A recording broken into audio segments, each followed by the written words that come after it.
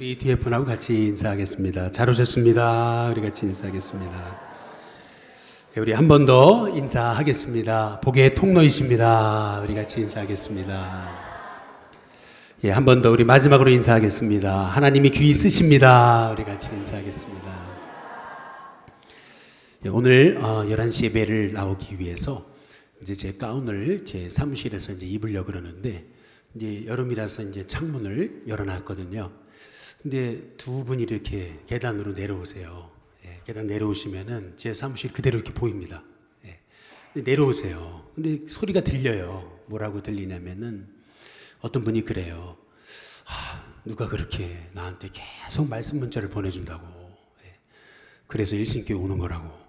그래요. 그랬더니 옆에 있던 분이 뭐라 그러냐면 일신교회 전도하는 교회예요. 이제 그러더라고요. 할렐루야.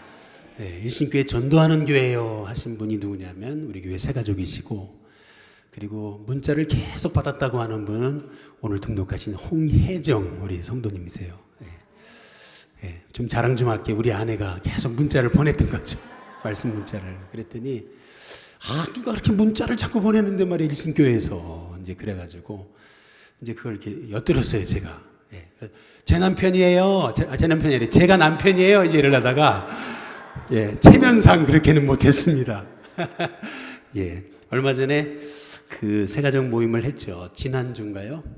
우리 새가족 모임 때 10분이 오셨는데 이제 한 분이 그랬어요. 오신 분들 다 들으셨지만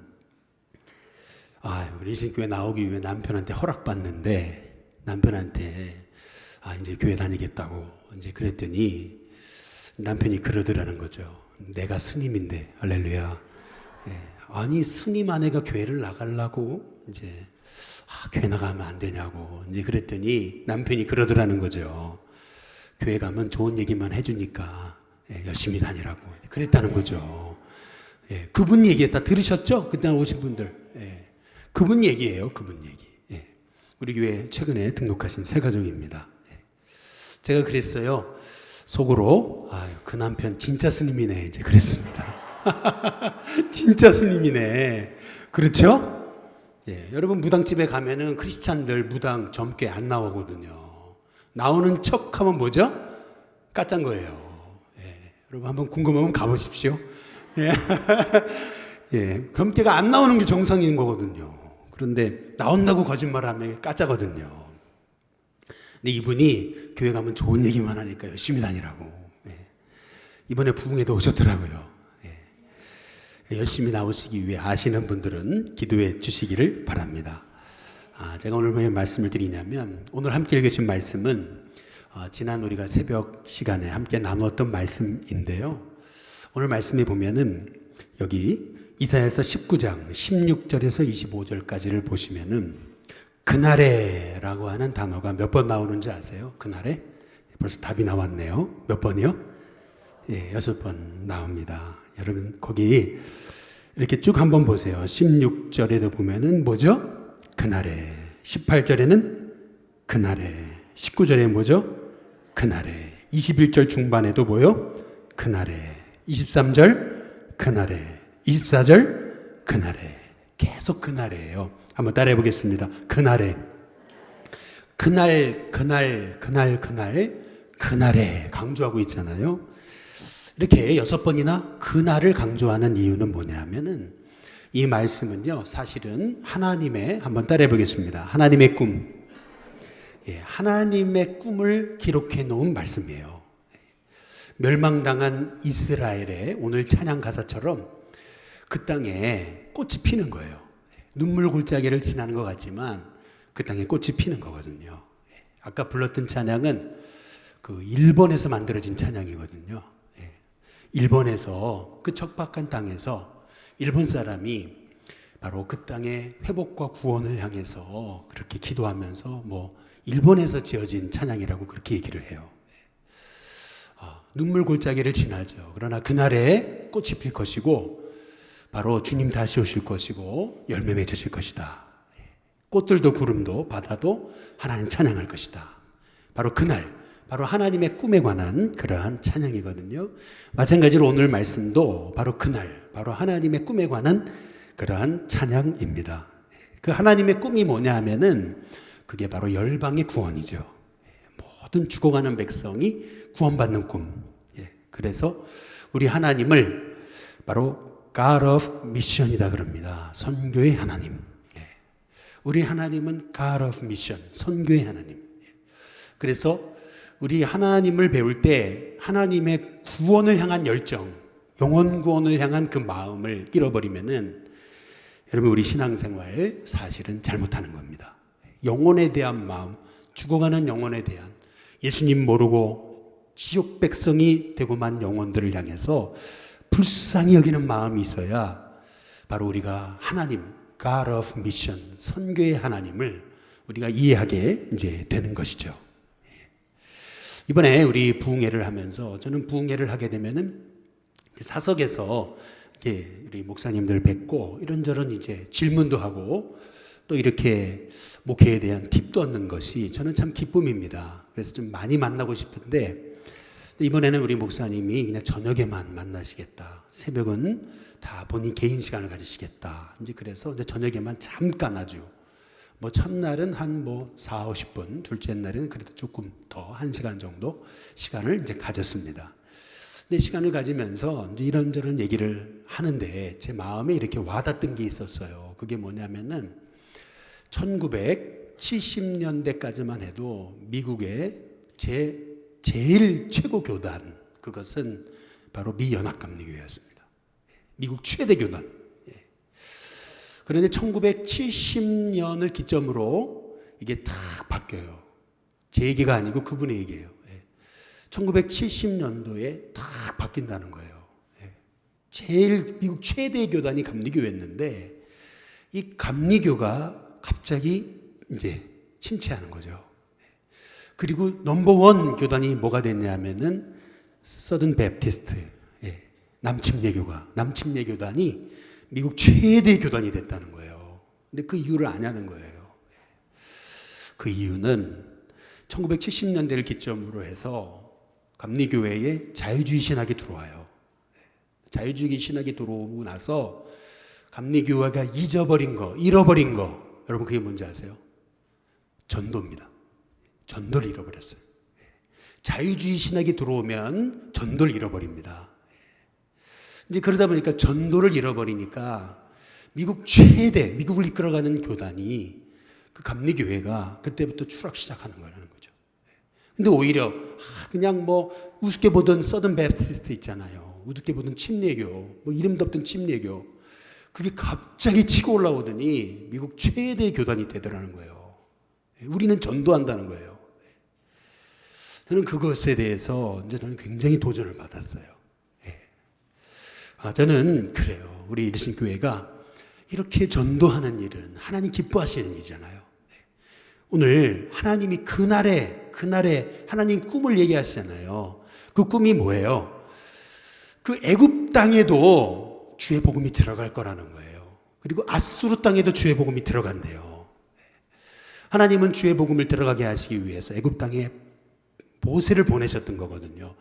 그 아수르 땅에 누구를 보내요? 요나를 보내신 거예요. 그게 니느웨잖아요. 그리고 하나님께서는 그 멸망당한 것 같았던 그 이스라엘 땅을 하나님께서 다시 회복시키신다는 거예요. 그리고 뭐가 되게 하세요? 복덩이가 되게 하신다는 거예요. 복덩이. 한번 따라해 보시죠. 복덩이. 거기 19장 거기 24절에 세계 중에 복이 된다. 분명히 말씀하시거든요. 25절에도 여호와께서 복을 주신다. 여러분 그거 아셔야 돼요. 왜 하나님이 우리에게 복을 주시냐는 거예요. 왜 복을 주시냐. 여러분 그걸 아셔야 돼요. 먼저 첫 번째 유다를 잘 되게 하신 이유. 복 주시는 이유. 왜 아브라함에게 이렇게 복을 주셨냐. 뭐 때문이에요? 구원 때문이에요. 영혼 구원하라고. 전도하라고 말이죠. 우리 이사야서 19장 한번 17절에 보시면은 유다 땅이 애굽에 뭐가 돼요?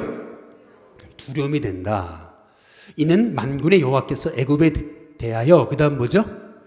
정하신 계획이다. 이렇게 얘기하거든요. 여러분 이게 대단한 거예요. 여러분 잘 모르시겠지만은 한번 창세기 46장 한번 34절에 보시면은 거기 보면은 예, 제가 이렇게 성경이 좀 길어요. 근데 그 중요한 부분만 제가 체크를 했더니 이제 그렇게만 이렇게 해놓으셨는데, 여러분 보시면 애굽 사람은 다 목축을 어떻게 해요? 가증히 여긴다 그랬어요. 가증히. 이게 뭐냐면은요, 요셉 때문에 야곱의 가족들이 애굽으로 오잖아요. 예, 그 야곱의 그 식구들이 다 이제 애굽으로 왔거든요. 그런데 요셉이 가만히 보니까 형들이 가족들이 와가지고 애굽에 살면 애굽 사람과 유다가 어떻게 되죠? 이 섞여가 버릴 것 같아요. 동화될 것 같아요. 그러고 나서 이 이스라엘 사람이 그 애굽의 문명과 문화에 휩쓸려 가지고 이 이스라엘이라는 정체성을 잃어버릴 것 같아요. 그래가지고 요셉이 어떻게 하냐면은 형들에게 입에 말을 넣어주는 거예요. 바로가 물어보면은 직업이 뭐냐 물어볼 텐데 직업을 이렇게 얘기하라는 거예요. 우리는 목축업자입니다. 네. 근데 그렇게 시킨 이유가 있어요. 왜냐하면 애굽 사람이 목축업을 어떻게 여겨요? 가증히 여긴다는 거죠. 우리나라 옛날에 뭐 백정 그러듯이 아주 우습게 본 거예요. 이스라엘 백성들을 너무 우습게 본 거예요. 목축업하는 저 가증한 저 천한 민족들 이렇게 본 거예요. 그래가지고 애굽 사람하고 같이 안 살아요. 못 살게 해요. 그래서 고센으로 보내버리는 거예요. 그래서 사실은 이게 요셉의 전략이었습니다. 이 형들을 이 애굽과 동화되지 못하게 하려고, 이스라엘 하나님 택하신 백성이라고 하는 정체성 잃어버리지 않게 하려고 요셉이 형들에게 입에 말을 넣어준 거예요. 바로가 물었죠. 직업이 뭐냐 이렇게 물어보니까 우리는 목축업자입니다. 이러니까 목축업? 그러면서 이 애굽 사람들이 가증히 여기는 거잖아요. 우습게 보는 거거든요. 멸시받던 사람들이거든요. 그래가지고 에이 저리 가 그래가지고 고센 땅에 살게 되는 거예요. 근데 보세요. 이렇게 애굽 사람이 유다 백성을 우습게 봤거든요. 그래서 종삼아 버린 거예요. 요셉이 죽고 그리고 나서 다음에 이 요셉을 알지 못하는 왕들이 400년 동안 이스라엘 백성을 노예화시킨 겁니다. 아주 그냥 우습게 보던 민족이었어요. 그런데 오늘 이사야서 19장 17절에 보면은 유다 땅이, 그렇게 우습게 보던 유다 땅이 애굽 사람들에게서 두려움의 대상이 된다. 무슨 말이냐면 유다 백성들이 굉장히 존귀한 백성이 된다는 거예요. 그러니까 애굽 사람들이 볼 때 유다 백성들이 얼마나 높아 보이는지요. 야, 정말 유다 백성들을 흠모하게 된다는 거죠. 하나님 그렇게 정하신 거라는 거예요. 이게 무슨 말이죠? 하나님이 유다 백성에게 복을 주신다는 거예요. 하나님이 하나님의 계획을 이루는 도구가 되게 하시려고 하나님의 사람에게 복을 주십니다. 그래서 여러분 우리가 하나님께 복을 달라고 기도하는 거는 그건 무조건 나쁜 거 아니에요. 하나님 복 주신다 그랬잖아요. 옆에 분한테 한번 인사해 보시죠. 복덩이가 되시기 바랍니다. 한번 인사해 보겠습니다. 아니 이게 더 정확한 인사 같네요. 다시 한번 인사해 보겠습니다. 복덩이십니다. 한번 인사해 보겠습니다. 여러분 복덩이인 걸 믿으십니까? 하나님이 여러분을 통해 일하셔야 되기 때문에 하나님이 여러분에게 복을 주실 수밖에 없는 거예요. 그러니까 무슨 말이냐면 우리가 정말 하나님 말씀을 바로 알고 이 말씀에 딱 붙잡혀서 바른 인생의 목적을 갖고 살아가면은 하나님이 그 인생의 복을 주실 수밖에 없는 거예요. 바른 하나님의 말씀의 관점을 가지고 그 말씀 가지고 덜 나아가면은 하나님 그 인생에 복을 주시는 거거든요. 가만히 새벽에 이 말씀 새벽에 묵상하고 선포하고 기도하는 중에 하나님 제게 주셨던 마음은 그거예요. 야, 그러고 보니까 진짜 하는 일마다 잘 되게 됐구나. 아니 주차장도 잘 되고 유치원도 잘 되고 뭐 하는 일마다 늘 푸른 학교도 잘 되고 뭐 하는 일마다 뭐 부흥회도 하면 잘 되고 하나님이 하는 일마다 저는 그래요. 뭐 교만하다고 하고 뭐 그런 게 아니고요.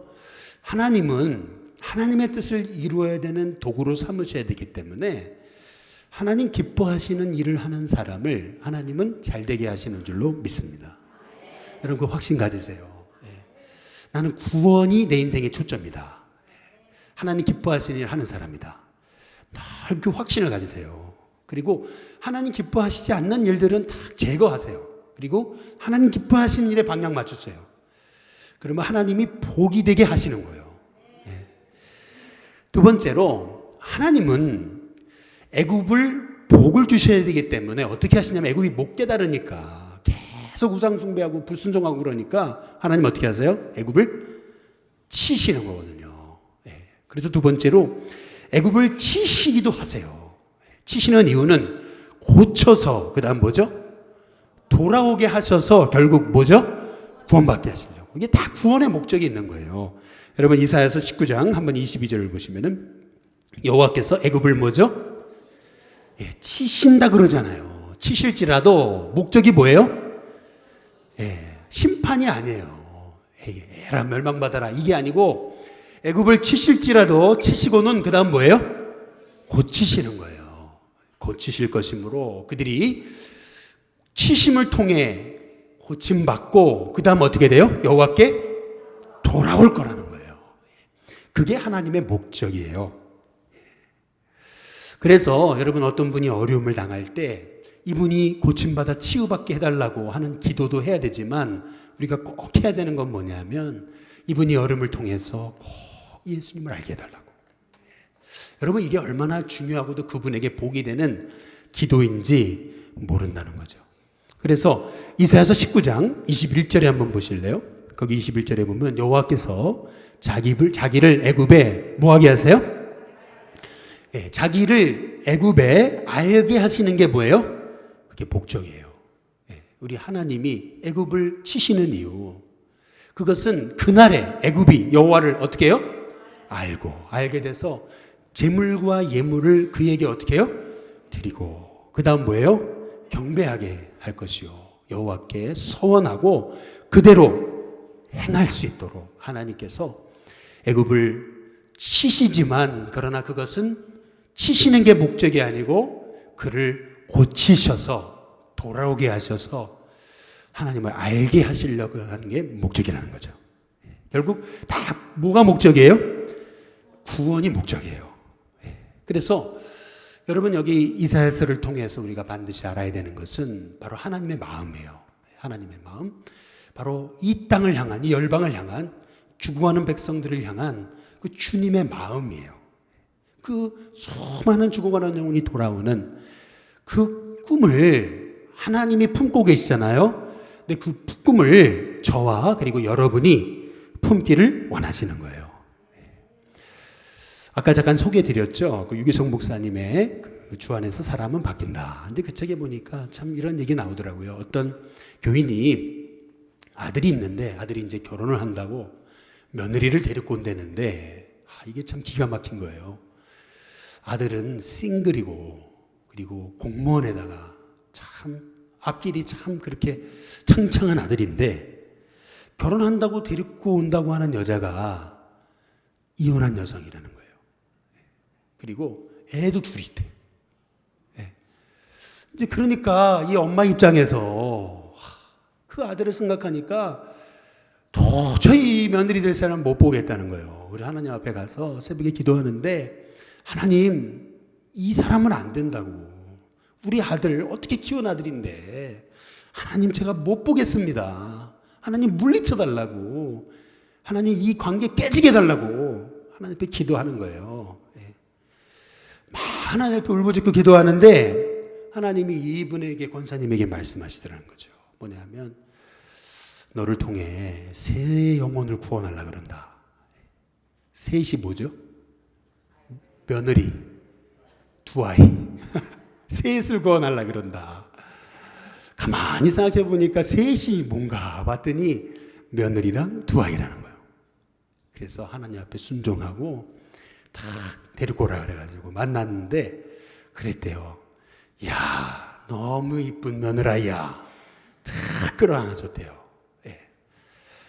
이 며느리 될 사람이 뭐죠? 놀란 거죠. 반대할 줄 알았는데 놀란 거죠. 그 한마디에 며느리가 안 믿던 며느리가 믿기로 하고 열심히 교회 다닌대요. 여러분 우리 인생의 목적이 뭐예요? 구원입니다. 영혼 구원의 관점으로 보면은 실은 우리 세상에 있는 모든 명예, 부 이런 거요 사실 아무것도 아니에요. 영혼 구원의 관점을 보면은요, 그러면은 우리가 참 용납하기 힘든 영혼도 용납할 수 있습니다. 우리 인생의 초점이 뭐가 돼야 돼요? 구원이에요. 한번 옆에 분한테 인사해 보겠습니다. 우리 인생 초점이 구원이 되시기 바랍니다. 한번 인사해 보겠습니다. 뒤에 분들한테도 인생의 초점이 구원이 되시기 바랍니다. 한번 인사해 보시기 바랍니다. 마지막으로 오늘 이 주님의 꿈을 통해서 하나님 이사야 선지자를 통해서 말씀하시는 건 뭐냐면은, 어떤 인생이든지 여러분 복음이 들어가면 뭐가 돼요? 복덩이가 된다는 거예요. 우리 이사야서 19장 23절에서 25절을 보시면은 그날에 애굽에서 어디로요? 아수르로 통하는 뭐가 있어요? 대로가 있어. 아수르 사람은 어디로 가요? 애굽으로 가고, 애굽 사람은 어디로 가요? 아수르로 갈 것이며, 그리고 애굽 사람이 아수르 사람과 함께 어떻게 해요? 경배하리라. 근데 여러분 이게 역사를 보면은요 이해가 안 되는 거예요. 왜냐하면은 아수르가 결국 애굽을 결국 무너뜨렸거든요. 갈그미스 전투라고, 거기에서 뭣도 모르고 여러분 바로느고가 이 아수르 대왕과 결전을 벌이죠. 아수르가 이렇게 센지 몰랐어요. 그 전까지 아수르 우스운 줄 알았는데 아주 우습게 봤거든요. 그런데 아수르가 그렇게 센지 몰랐어요. 그 갈그미스 전투를 통해서 철저히 애굽이 무너집니다. 결국 그때부터 애굽이 힘을 잃어요. 중동의 패권을 놓쳐요. 그러더니 아수르가 일어나더니 또 아수르가 교만하니까 하나님이 또 바벨론을 일으키시는 거거든요. 또 바벨론이 교만하니까 메데파사를 일으키세요. 메데파사가 교만하니까 그 다음 헬라를 일으키세요. 헬라가 교만하니까 로마를 일으키시는 거예요. 로마도 교만하니까 하나님 무너뜨리시는 거예요. 그 바벨론들은 다 무너지는 거예요. 그런데 오늘 여기 보면은 애굽과 아수르로 통하는 뭐가 있어요? 대로가 있대요. 서로 막혀진 관계였는데 막혀진 관계가 아니라 서로 어떻게 돼요? 서로 교통하는 관계가 된대요. 뿐만 아니라 24절 거기 보시면은 뭐라 그러죠? 같이 읽습니다. 함께 읽습니다. 시작. 그날에 이스라엘이 애굽 및 아수르와 더불어 셋이, 그 다음 뭐죠? 세계 가운데 뭐가 돼요? 복이 된다. 여러분 이게 뭘 의미하는 거냐면은 복음이 들어가는 나라, 복음이 들어가는 민족, 복음이 들어가는 족속마다 세계 중에 뭐가 돼요? 복이 된다는 겁니다. 25절 이는 만군의 여호와께서 뭐 하시기 때문에요? 복을 주시기 때문에 그래요. 그래서 내 백성 뭐예요? 애굽. 그리고 내 손으로 지은 뭐예요? 아수르. 그리고 나의 기업, 그 다음 뭐죠? 이스라엘이요. 뭐가 있어요? 복이 있을지어다 하실 거라는 거예요. 옆에 분한테 인사해 보시죠. 복이 있을지어다 한번 해보시기 바랍니다. 여러분 주님의 음성이에요. 여러분 우리 안에 진짜 예수님 있고 복음이 있으면은 여러분 우리의 영은 살아납니다. 내 안에 하나님 살아계시고 예수님이 내 안에서 일하시는데 여러분 그것을 신뢰하면은 그 영혼은 살아나게 되어 있습니다. 작은 자가 천을 이룰 거라 그래요. 약한 자가 강국을 이룰 거래요. 수많은 영혼이 그 땅으로 돌아올 거래요. 그것이 바로 이사야 선지자를 통해서 60장에서 우리에게 약속하시는 거예요. 그래서 일어나 빛을 발하라. 이는 내 빛이 이르렀고 여호와의 영광이 내 위에 임하였습니다. 보라 어둠은 물러갈 거라는 거예요. 캄캄함이 만민을 가리울 거지만 그러나 너가 바로 빛이 되고 이 열방 가운데 소망이 될 것이다. 이것이 하나님께서 이사야 선지자를 통해서 우리에게 약속하시는 약속이거든요. 여러분 이 하나님이 저와 여러분에게 심으신 이 꿈, 여러분 이 꿈을 여러분 가슴에 품으시기를 주님의 이름으로 축복합니다. 실은 우리 예수님교회 와서 실은 정말 하고 싶은 일이 많았어요. 뭐 여러 문화사역도 배운 게 많고 뭐 여러 교회 다니면서 보고 배운 게 많잖아요. 하고 싶은 게 많았어요. 그런데 하나님 다른 건 다 문을 막으시더라고요. 할 수 있는 걸 다 문을 막으세요. 얼마 전에 어떤 분들이 오셨는데 저한테 충고하신다고 그러더라고요. 야 여기 커피숍 하라고. 요새 커피숍 하면 너무 잘 된다고. 돈도 벌고 사람도 만나고 이제 그렇게 얘기하시더라고요. 예 감사합니다. 제가 그랬죠. 제가 속으로 모르셔서 하시는 말씀입니다.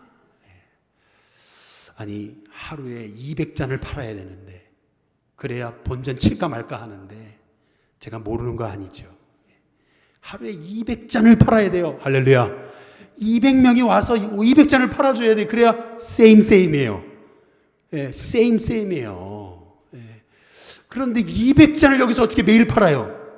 매일 200잔을. 하나님이 하려고 하는 거 다 계산해봐도 안 돼요. 예, 안 돼요. 예. 그런데 참 놀라운 거 있죠. 그래서 하나님 제가 뭐 해야 돼요? 전도밖에 없잖아요. 전도하는 거죠. 쉽지 않잖아요. 어렵습니다.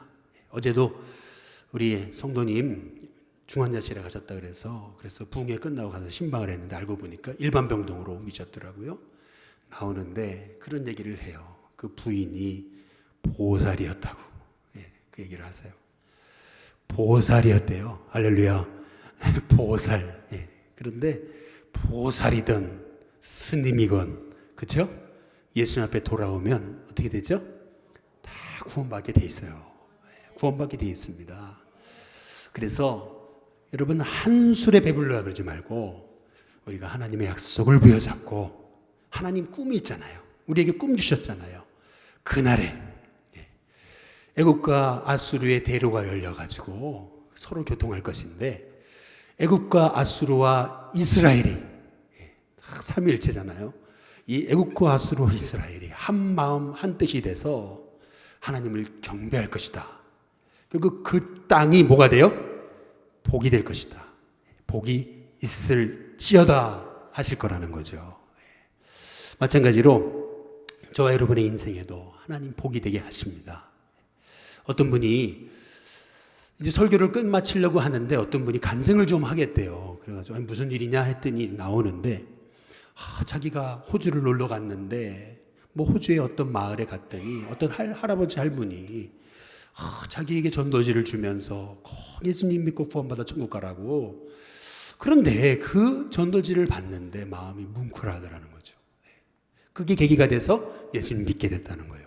근데 이제 이분이 아니 어떤 장로님하고 얘기를 하는데 이 장로님이 또 자기가 얼마 전에 호주를 놀러 갔는데 아니 어디 그냥 시골 마을 같이 나가는데 어떤 한 노인이 백발 노인이 전도지를 나눠주면서 예수님 믿고 구원받으라고 그러는데 야 그걸 받았는데 마음이 뭉클해서 예수님 믿게 됐다고.